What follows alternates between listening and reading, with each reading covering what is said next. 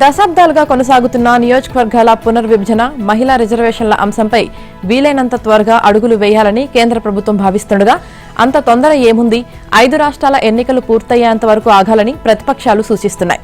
ఈ బిల్లులపై అఖిలపక్ష సమావేశం ఏర్పాటు చేయాలని డిమాండ్ చేస్తున్నాయి. దీంతో ఈ 2 అంశాలపై సస్పెన్స్ నెలకొంది. మహిళా కోటాను ఏ ప్రాతిపదికన చేపడతారు, విధి విధానాలు ఏమిటి, అసలు సవర్ణ బిల్లులో ఏం ప్రతిపాదించారనే అంశాలతో నోట్ సర్క్యులర్ చేయాలని ఏప్రిల్ 29న 5 రాష్ట్రాల ఎన్నికలు పూర్తయిన తర్వాత అఖిలపక్ష సమావేశం నిర్వహించాలని కాంగ్రెస్ అధ్యక్షుడు మల్లికార్జున ఖర్గే పార్లమెంటరీ వ్యవహారాల మంత్రి కిరణ్ రిజిజుకి లేఖ రాశారు. అయితే ఈ బిల్లులపై ఇప్పటికీ ఎన్డీఏ మిత్రపక్షాలన్నీ ఒప్పించిన మోదీ ప్రభుత్వం ఎట్టి పరిస్థితుల్లోనూ 5 రాష్ట్రాల ఎన్నికల్లోపే వాటిని ఆమోదింపజేయాలన్న పట్టుదలతో ఉంది. ఈ వారాంతంలో ఉభయ సభలను వాయిదా వేసి మరో 2 వారాల్లో పార్లమెంట్ ప్రత్యేక సమావేశాలు ఏర్పాటు చేసి వాటికి ఆమోదముద్ర వేయించాలని మోదీ సర్కార్ నిర్ణయించింది. కాంగ్రెస్ ను ఇతర ప్రతిపక్షాలను ఒప్పించేందుకు ప్రయత్నించాలని, అవసరమైతే ఉభయ సభల సంయుక్త సమావేశాన్ని నిర్వహించి బిల్లులను ఆమోదింపజేయాలని నిర్ణయించారు. లోక్సభ, అసెంబ్లీ సీట్లను 50% మేరకు పెంచి వాటిలో మహిళలకు 33% సీట్లను కేటాయించడం వల్ల 5 రాష్ట్రాల అసెంబ్లీ ఎన్నికల్లో రాజకీయ ప్రయోజనం లభిస్తుందని, మహిళల ఓట్లు పడతాయని మోదీ భావిస్తున్నట్లు బీజేపీ వర్గాల సమాచారం. ముఖ్యంగా బెంగాల్లో ఎక్కువ ప్రయోజనం చేకూరుతుందనే ఆశాభావంతో ఉన్నట్లు తెలుస్తోంది. ఇదిలా ఉంటే ఇవాళ జరిగే కేంద్ర కేబినెట్ సమావేశంలో మహిళా రిజర్వేషన్ చట్టానికి సంబంధించిన సవర్ణ బిల్లుతో పాటు డీలిమిటేషన్ కమిషన్ను ఏర్పాటు చేస్తూ రూపొందించిన మరో బిల్లును ఆమోదించే అవకాశాలు ఉన్నాయి. చట్టసభల్లో మహిళలకు 33% రిజర్వేషన్ అమలైతే దేశ రాజకీయాల్లో స్త్రీ పురుష సమానత్వం దిశగా మరో కీలక ముందడుగు పడినట్లే ఇప్పటికే స్థానిక సంస్థల్లో అమలవుతున్న కోటా కారణంగా గ్రామాలు, పట్టణాల్లో మహిళల ప్రాతినిధ్యం గణనీయంగా పెరిగింది. కానీ కొన్ని దశాబ్దాలుగా అది అక్కడికే పరిమితమైంది. అసెంబ్లీలకు, పార్లమెంటుకు విస్తరించలేదు. తాజాగా కేంద్ర సర్కార్ తీసుకురానున్న బిల్లుతో ఈ లక్ష్యం చేరుకోవడానికి మహిళలకు ఇక ఎంతో కాలం పట్టదన్న చర్చ జరుగుతోంది. ప్రస్తుతం లోక్సభలో 74 మంది మహిళా ఎంపీలున్నారు. లోక్సభ మొత్తం సభ్యుల సంఖ్య 534లో ఇది కేవలం 13.8%. జనాభాలో సగభాగమున్న స్త్రీలు లోక్సభలో ఇంత తక్కువ ప్రాతినిధ్యం కలిగి ఉండడం ఎంతమాత్రం సరైంది కాదని పలు సర్వేలు, అధ్యయనాలు హెచ్చరించాయి. ఈ నేపథ్యంలో ఆలస్యంగానైనా ఈ దిశగా మంచి మార్పు మొదలైందని పలువురు హర్షం వ్యక్తం చేస్తున్నారు. 33% రిజర్వేషన్ అమలులోకి వస్తే ఇప్పుడున్న సీట్ల పరంగా లోక్సభలో మహిళల సంఖ్య ఒకేసారి 180కి పెరుగుతుంది.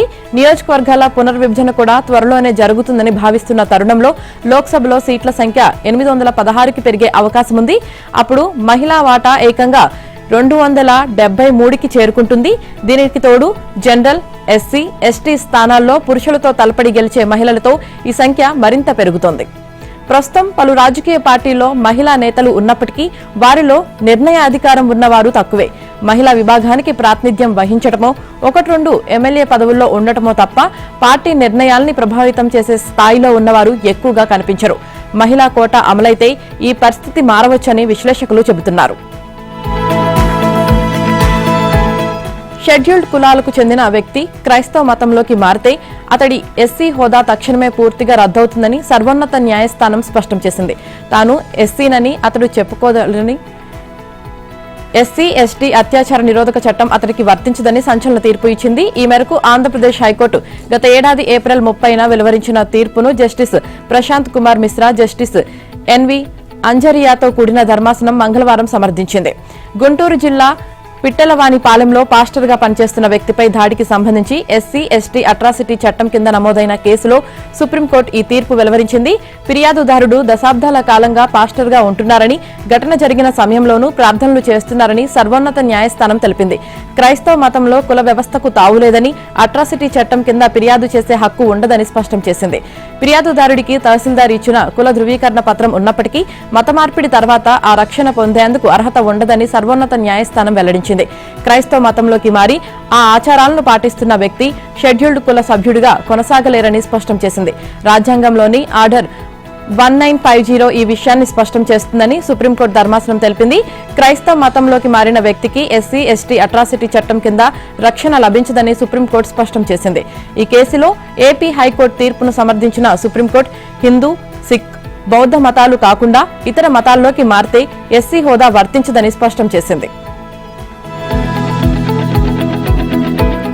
ఎమ్మెల్యేల ఫిరాయింపు వ్యవహారంలో ఇవాళ తెలంగాణ హైకోర్టులో విచారణ జరగనుంది. 10 మంది ఎమ్మెల్యేలకు స్పీకర్ క్లీన్ చిట్ ఇచ్చారు. ఈ క్రమంలో స్పీకర్ తీర్పును సవాల్ చేస్తూ హైకోర్టులో పిటిషన్లు దాఖలయ్యాయి. బాలీవుడ్ నటుడు సంజయ్ దత్ సీఎం చంద్రబాబుతో మర్యాదపూర్వకంగా భేటీ అయ్యారు. మంగళవారం ఉండవల్లిలోని సీఎం క్యాంపు కార్యాలయానికి వచ్చిన సంజయ్ దత్ సుమారు అరగంట పాటు చంద్రబాబుతో సమావేశమయ్యారు.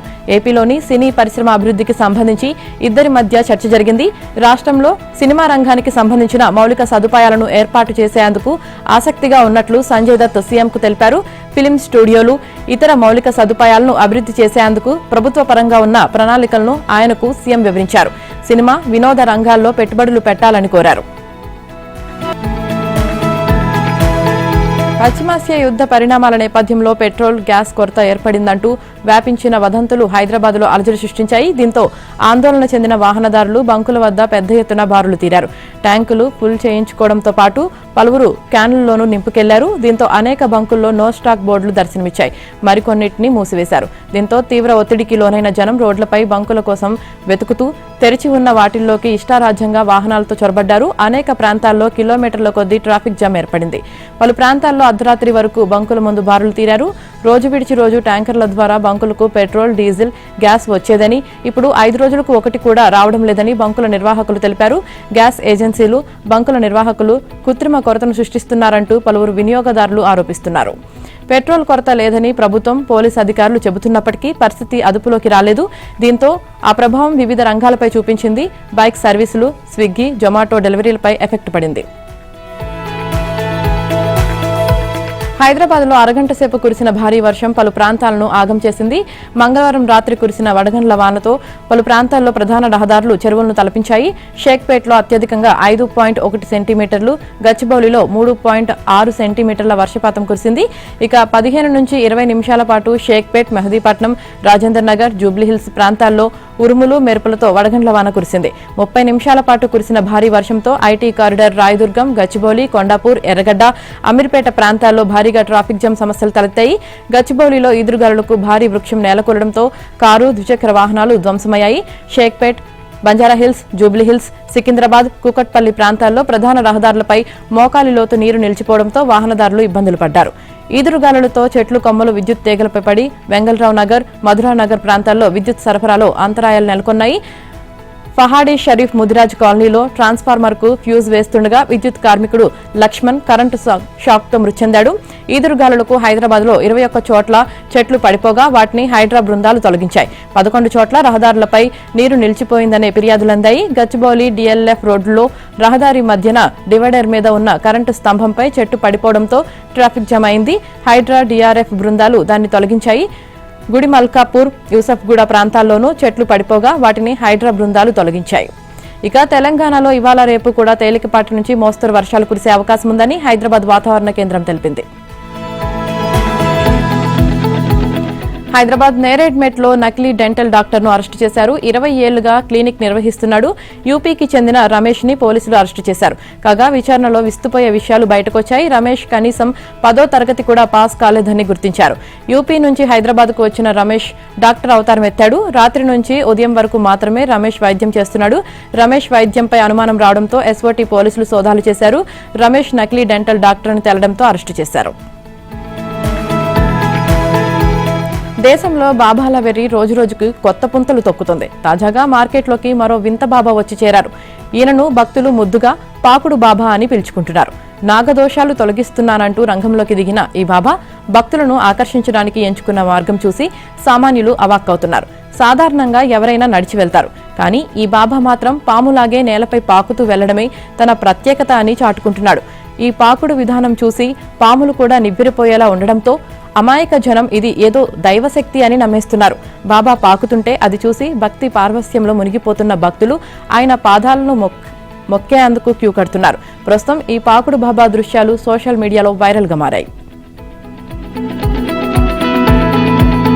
సోనియా గాంధీ అస్వస్థతకు గురయ్యారు. ఛాతీ సంబంధిత సమస్యతో బాధపడుతున్న సోనియా గాంధీని న్యూఢిల్లీలోని గంగారాం ఆసుపత్రిలో చేర్పించినట్లు తెలుస్తోంది.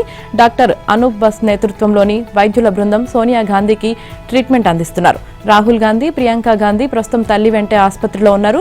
సోనియా ఆరోగ్యం ప్రస్తుతం నిలకడగా ఉందని వైద్య బృందం తెలుస్తుంది. ఇక జనవరి నెలలోనూ అస్వస్థతకు గురైన సోనియా గాంధీ అప్పుడు కూడా గంగారాం ఆసుపత్రిలోనే ట్రీట్మెంట్ పొందారు. సోనియా ఊపిరి తీసుకోవడంలో ఇబ్బంది ఎదుర్కొంటున్నారని ఆసుపత్రి వర్గాలు అప్పట్లో ప్రకటించాయి. కాలుష్యం వల్ల ఆమె అస్వస్థతకు గురై ఉంటారని చెబుతున్నారు. దేశ రక్షణ రంగంలో సేవలందిస్తున్న మహిళా అధికారుల పట్ల దశాబ్దాలుగా కొనసాగుతున్న వివక్షకు సుప్రీంకోర్టు తెరదించింది.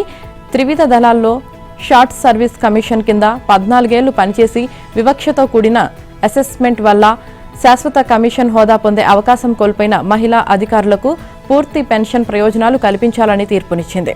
పెన్షన్ పొందేందుకు 20 ఏళ్ల సర్వీస్ నిబంధన అమలులో ఉన్నప్పటికీ రాజ్యాంగంలోని ఆర్టికల్ 142 ప్రకారం తన ప్రత్యేక అధికారాలను వినియోగించిన కోర్టు ఈ అధికారిణులకు వన్ టైం రిలీఫ్ కింద వెసులుబాటు కల్పించింది. పర్మనెంట్ కమిషన్ కోసం దరఖాస్తు చేసుకుని సాంకేతిక కారణాలతో తిరస్కరణకు గురైన మహిళా అధికారులను 20 ఏళ్ల అర్హత సర్వీస్ ఉన్నట్లుగానే పరిగణించాలని ధర్మాసనం ఆదేశించింది. వింగ్ కమాండర్ సుచేత మరికొందరు దాఖలు చేసిన పిటిషన్లపై విచారణ సందర్భంగా ధర్మాసనం సంచలన వ్యాఖ్యలు చేసింది. మహిళా అధికారుల వార్షిక పనితీరు నివేదికలను గతంలో చాలా నిర్లక్ష్యంగా రాసేవారని తప్పుబట్టింది. 2019 నుంచి 2021 సెలక్షన్ బోర్డుల్లో శాశ్వత నియామకానికి పరిగణించిన ఎస్ఎస్సి అధికారిణులందరికీ ఈ తీర్పు వర్తిస్తుందని స్పష్టం చేసింది. నవంబర్ 1, 2025 నుంచి ఈ పెన్షన్ అమలు చేయాలని పేర్కొంది. ఐపీఎల్ ఆరంభానికి ముందే ప్లేయర్లకు బీసీసీఐ షాక్ ఇచ్చింది. ఫోకస్ అంతా ఆట మీదే ఉండేలా చర్యలు తీసుకుంటుంది. అందుకు తగినట్టే కొన్ని రూల్స్ ను తీసుకువచ్చింది. టీంతో పాటే ప్లేయర్లు బస్సుల్లో ప్రయాణించాలని తేల్చి చెప్పింది. హోటల్ నుంచి గ్రౌండ్కు స్పెషల్గా సొంత వాహనాల్లో ప్రయాణిస్తామంటే కుదరదని వార్నింగ్ ఇచ్చింది. ప్లేయర్లంతా కలిసి ట్రావెల్ అయితేనే టీంలో బాండింగ్ కూడా పెరుగుతుందని నమ్మింది. డ్రెస్సింగ్ రూమ్లోకి గ్రౌండ్లోకి కూడా ప్లేయర్లు ప్రియురాళ్లకు అనుమతి లేదని స్పష్టం చేసింది. మరోవైపు గుర్తింపు పొందిన స్టాఫ్ మాత్రమే డ్రెస్సింగ్ రూమ్లోకి గ్రౌండ్లోకి వెళ్లేలా బీసీసీఐ నిబంధనలు తీసుకొచ్చింది. స్టేడియంలో ఉండే సిబ్బంది సంఖ్యను కూడా తగ్గించింది. అదనంగా సపోర్టింగ్ స్టాఫ్ కావాలనుకుంటే ముందుగానే బీసీసీఐ నుంచి పర్మిషన్ తీసుకోవాల్సిందే. మ్యాచ్ రోజున ప్రాక్టీస్ సెషన్కు బీసీసీఐ బ్యాన్ చేసింది. ఇక అలాగే మ్యాచ్ రోజున ప్లేయర్లకు ఫిట్నెస్ టెస్టులు చేయడం పైన కూడా నిషేధం విధించారు. ఇక ఎల్ఈడీ బోర్డుల ముందు ప్లేయర్లు సపోర్టింగ్ స్టాఫ్ కూర్చోవడంపై కూడా నిషేధం విధించారు. ఎవరైనా జెర్సీ నెంబర్ మార్చుకోవాలన్నా మ్యాచ్కు 24 గంటల ముందే బీసీసీఐకి సమాచారం ఇవ్వాల్సిందే. మొత్తంగా కొత్త రూల్స్పై క్రికెటర్లు ఎలా స్పందిస్తారనేది కూడా ఇప్పుడు హాట్ టాపిక్గా అవుతుంది.